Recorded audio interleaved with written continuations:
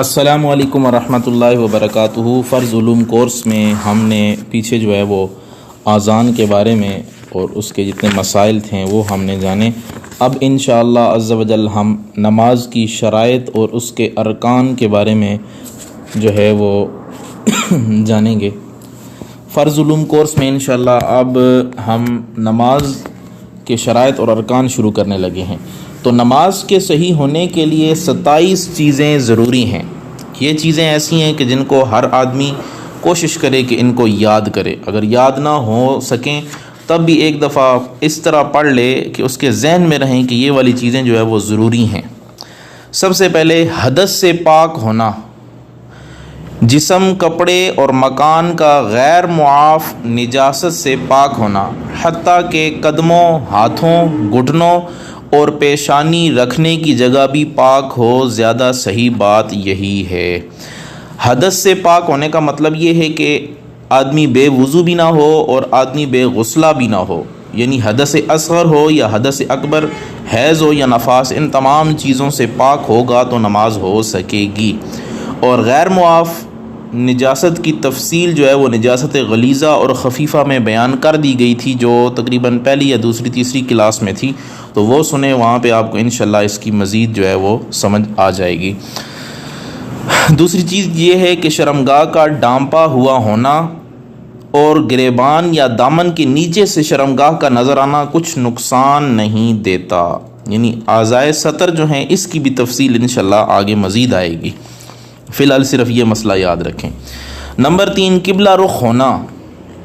مکی یعنی جو مکہ میں رہنے والا ہے یا مکے کو دیکھ سکتا ہے، وہ مشاہدہ کرنے والے کی آنکھ کا اس پر پڑنا اور نہ دیکھنے والے کا اس کی طرف رخ کرنا فرض ہے، اگرچہ وہ مکہ مکرمہ میں ہو، صحیح مذہب کے مطابق۔ یعنی وہ شخص جو مکہ مکرمہ کی مسجد حرام میں نماز پڑھ رہا ہے، اس کی نگاہ خانہ کعبہ کی عمارت پہ ہونی چاہیے، اور جو آدمی کعبۃ اللہ کو دیکھ نہیں رہا، چاہے وہ مکہ مکرمہ میں ہو یا کسی دوسری جگہ،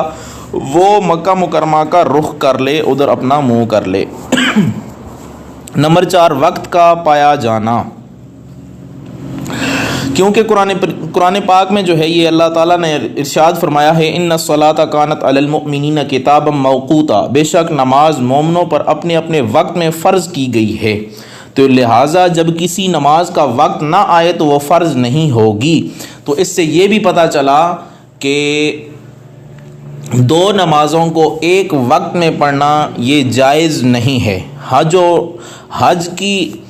بات الگ ہے، وہاں پہ تو حکم ہے کہ دو نمازوں کو جو ہے وہ اکٹھا کیا جائے گا، لیکن اس کے علاوہ عام صورتحال میں، سفر میں، حضر میں یا کہیں اور جو ہے وہ دو نمازوں کو جمع کرنا یہ جائز نہیں ہے، قرآن کی مخالفت ہے۔ اس کے بعد وقت کا پایا جانا پھر ہے اس کے داخل ہونے کا اعتقاد رکھنا، یعنی اگر کسی آدمی نے ظہر کی نماز پڑھی اور اس کا خیال یہ ہے کہ ابھی ظہر کا وقت داخل نہیں ہوا، حالانکہ وقت داخل ہو چکا تھا،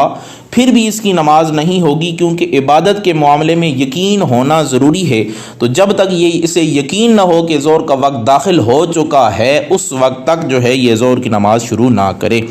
نمبر 6، نیت کرنا، یعنی نیت کرے، دل کے ارادہ۔ نیت کا مطلب ہوتا ہے دل کا ارادہ، یعنی دل میں موجود ہو کہ میں اب جو ہے وہ یہ والی نماز پڑھنے لگا ہوں۔ تو جب آدمی وضو کے لیے اٹھتا ہے تو وہی جو ہے وہ دل کا ارادہ ہی ہوتا ہے۔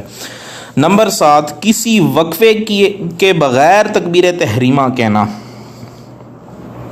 یعنی نیت کرنے کے بعد فوراً تکبیر تحریمہ کہی جائے، درمیان میں کھانا پینا اور جماع وغیرہ جو چیزیں نماز کے لیے اجنبی کی حیثیت رکھتی ہیں وہ بیچ میں نہ پائی جاتی ہوں، اور اگر وضو کیا یا مسجد کی طرف چلا تو اس میں کوئی حرج نہیں ہے۔ ایک تو نیت بندہ کرتا ہے، جب اذان سنتا ہے تو نیت ہو جاتی ہے کہ میں اس نماز کے لیے جا رہا ہوں وضو کے لیے۔ دوسرا، زبان سے کہہ لینا، یہ بھی مستحب اور افضل عمل ہے کہ جب آدمی مسجد میں پہنچتا ہے زبان سے کہتا ہے کہ میں اتنے فرض، اتنی سنتیں، اتنے وتر، یہ چیزیں پڑھ رہا ہوں، تو وہ نیت کرنے کے بعد پھر جو ہے کسی وقفے کے بغیر تکبیر تحریمہ کہہ لینی چاہیے۔ نمبر 8، رکوع کے لیے جھکنے سے پہلے کھڑا ہونے کی حالت میں تکبیر کہنا۔ یہ مسئلہ یہ ہے کہ اگر کسی شخص نے امام کو رکوع میں پایا، مسجد میں آیا، دیکھا امام رکوع میں ہے اور اپنی پیٹھ کو جھکا کر تکبیر تحریمہ کہی تو دیکھا جائے گا، اگر قیام کے زیادہ قریب تھا تو نماز صحیح طور پر شروع ہو جائے گی، اور اگر رکوع کے قریب تھا اور تکبیر تحریمہ کہہ کے نماز میں شامل ہو گیا تو نماز صحیح نہیں ہوئی اور اس کی نماز ہی شروع نہیں ہوئی ہے۔ بہتر طریقہ یہی ہے کہ پہلے کھڑا ہو صحیح طرح، پھر اللہ اکبر کہہ کر سیدھا کھڑا رہے، پھر اس کے بعد جو ہے وہ ہاتھ باندھتا ہے تو ٹھیک ہے، نہیں تو اس طرح جو ہے وہ رکوع میں چلا جائے تو یہ اس کی نماز درست ہوگی۔ اور اگر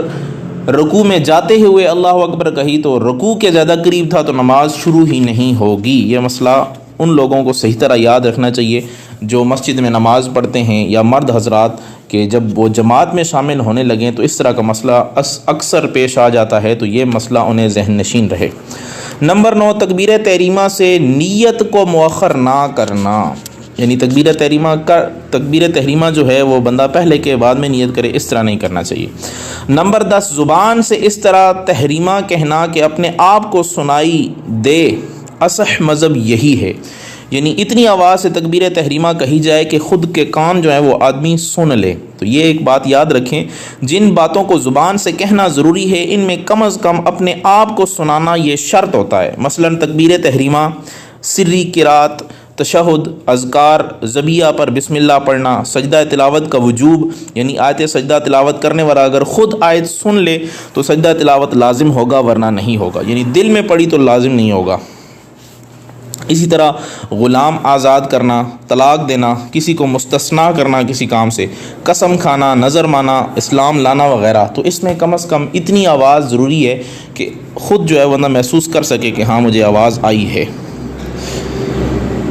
نمبر 11، مقتدی کا امام کی اتباع کی نیت کرنا۔ جو مقتدی ہے اسے چاہیے کہ وہ نیت کرے کہ میں امام کی اقتداء میں ہوں یا میں جو ہے وہ مقتدی بن رہا ہوں۔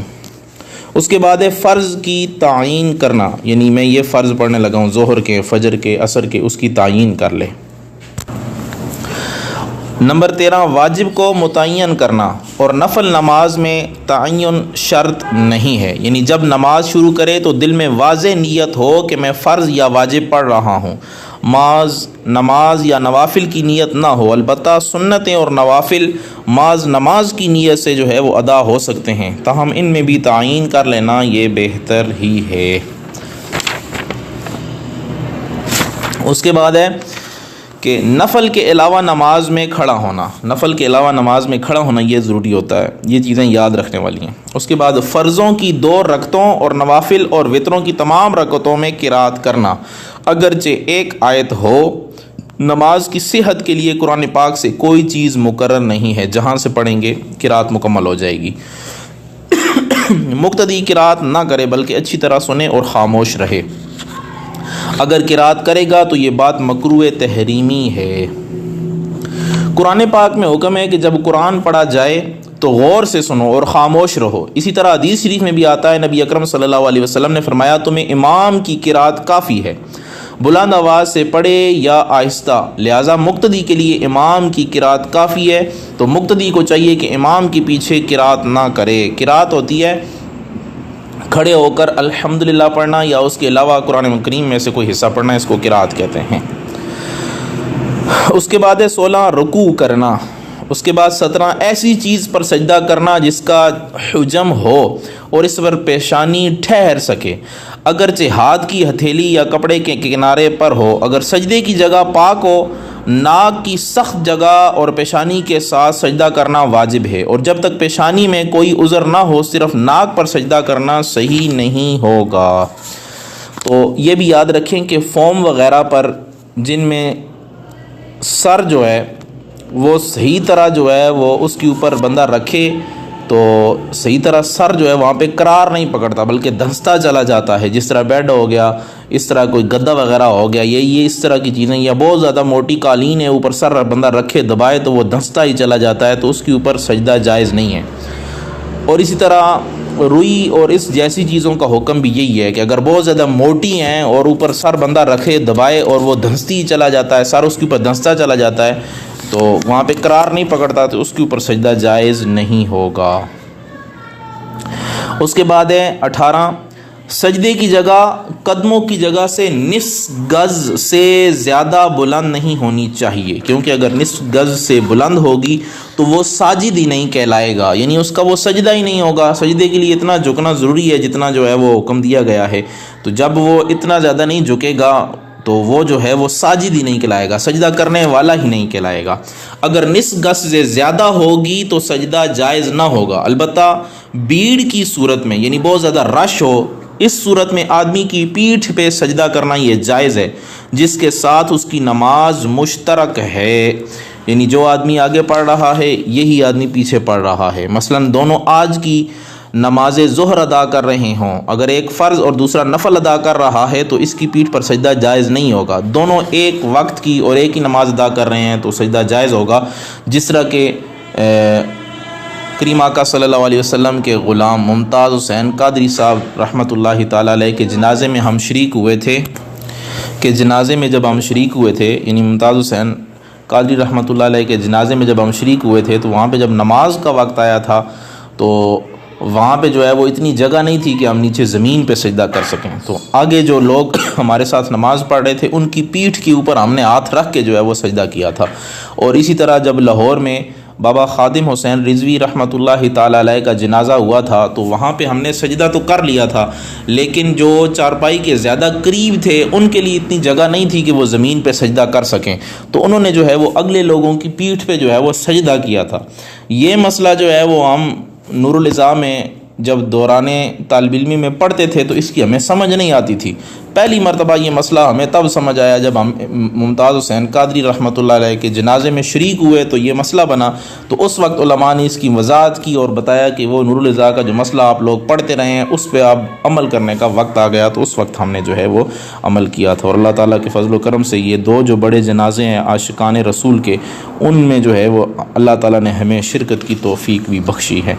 اس کے بعد صحیح قول کے مطابق ہاتھوں اور گھٹنوں کو زمین پر رکھنا، یعنی کم از کم ایک ہاتھ اور ایک گھٹنے کا نیچے لگا ہونا یہ ضروری ہے، اور سجدے کی حالت میں پاؤں کی انگلیوں میں سے کچھ چیز زمین پر رکھنا اور قدم کے ظاہر کا رکھنا کافی نہ ہوگا، یعنی قدم کا ظاہر حصہ ان 7 چیزوں میں شامل نہیں ہے جن پر سجدہ کرنے کا حدیث شریف میں ذکر آیا ہے، اور وہ 7 ہڈیاں ہیں، یعنی پیشانی یہ ایک ہو گیا، ناک اور یہ ماتھا وغیرہ یہ ایک ہو گیا، دونوں ہاتھ، دونوں گھٹنے قدموں کے دونوں کنارے۔ اس کے بعد ہے رکوع کو سجدے پر مقدم کرنا، یعنی رکوع پہلے ہے سجدہ بعد میں، ایسے نہ ہو کہ سجدہ پہلے بندہ کرے رکوع بعد میں۔ نمبر 22 اصح قول کے مطابق سجدے سے بیٹھنے کے قریب تک اٹھنا، تو یہ بھی مسئلہ یاد رکھیں، اگر اتنا اٹھے گا تو بیٹھا ہوا شمار ہوگا، یعنی اتنا اٹھا کہ وہ نیچے زمین کے قریب تھا تو وہ بیٹھنا اس کا وہ شمار ہی نہیں ہوگا، تو اب دوسرے سجدے کے لیے جائے گا تو سجدہ ہو جائے گا ورنہ نہیں ہوگا، یعنی اتنا اسے اٹھنا چاہیے کہ آدمی بیٹھنے کے قریب ہو، اگر بیٹھنے کے قریب تک اٹھا پھر دوسرا سجدہ کیا تو اس کا سجدہ درست ہے، اور اگر اتنا اٹھا کہ وہ اٹھنے کے جو سیدھا بندہ بیٹھتا ہے جس کو جلسہ کہتے ہیں اس کے قریب نہ ہوا بلکہ سجدے کی جو ہے وہ قریب تھا پھر نیچے چلا گیا تو اس کا وہ سجدہ ہی درست نہیں ہوگا۔ اس کے بعد ہے 23 دوسرے سجدے کی طرف لوٹنا۔ 24 تشہد کا اندازہ آخری قعدہ کرنا، یعنی اتنی دیر بیٹھنا جتنی دیر میں التحیات سے بندہ عبدہ و رسولہ تک پڑھ سکتا ہے، یہ آخری قعدے میں ہے، اتنا آدمی اگر بیٹھا پھر سلام پھیر دیا اس کی نماز درست۔ آخری قعدہ تمام ارکان کے بعد ادا کرنا، یہ نہ ہو پیچھے کوئی چیز چھوڑ دیو اور پھر بندہ آخری قعدہ کر رہے، مثلا پہلی رکعت میں ایک سجدہ کیا ہے اور یاد نہیں رہا دوسرا سجدہ کرنا، تو اب آخری رکعت میں یا دوسری یا تیسری یا آخری رکعت میں 3 سجدے کرنے تھے اور یہ سے نہیں کیے اور قعدہ کر دیا تو یہ درست نہیں ہوگا، تو یہ بات یاد رکھنی چاہیے۔ نمبر 26 جاگتے ہوئے نماز ادا کرنا، سوتے ہوئے یہ نماز نہیں ہوتی، تو جاگتے ہوئے نماز ادا کرنی چاہیے، یا بندے کو اتنی زیادہ نیند آئی ہوئی ہو کہ بندے کو اپنے الفاظ کی سمجھ نہ آ رہی ہو کہ میں کیا پڑھ رہا ہوں، تو اس وقت بھی بندے کو نماز نہیں پڑھنی چاہیے، ہو سکتا ہے کہ وہ کوئی ایسی آیت پڑھ دے کہ جس کا معنی مفہوم ہی الٹ ہو جائے،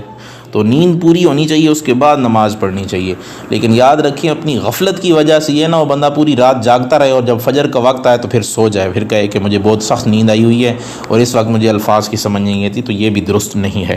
نمبر 27 نماز کی کیفیت کو پہچاننا، نماز میں جو باتیں فرض ہیں انہیں اسی طرح جاننا کہ سنتوں سے تمیز کر سکے کہ یہ سنتیں ہیں، یہ فرض ہے، یہ واجب ہے، اور اعتقاد رکھنا کہ یہ نماز فرض ہے تاکہ فرض کے ساتھ نفل نہ پڑے، یعنی نماز फ़र्ض ही की नियत ना हो کہ फ़र्ض کی نیت سے نفل بھی ادا ہو جاتے ہیں، بلکہ اسے یقین کامل ہو کہ جو میں پڑھ رہا ہوں یہ فلاں وقت کی فرض نماز ہے یا واجب ہے یا سنتیں ہیں، یہ چیز جو ہے وہ اس کے ذہن میں صحیح طرح ہونی چاہیے۔ تو یہ نماز کی 27 جو ہے وہ شرائط تھیں۔ اس کے علاوہ نماز کے ارکان اور کس چیز پر نماز جائز ہے اور قابل سطر اعضاء کون سے ہیں، اسی طرح پھر واجبات نماز، یہ ساری چیزیں جو ہیں وہ آہستہ آہستہ یہ نماز کے ارکان اور نماز کے شرائط اور ارکان میں آئیں گی، تو وہ انشاءاللہ تفصیلاً آہستہ آہستہ بیان کرتے جائیں گے۔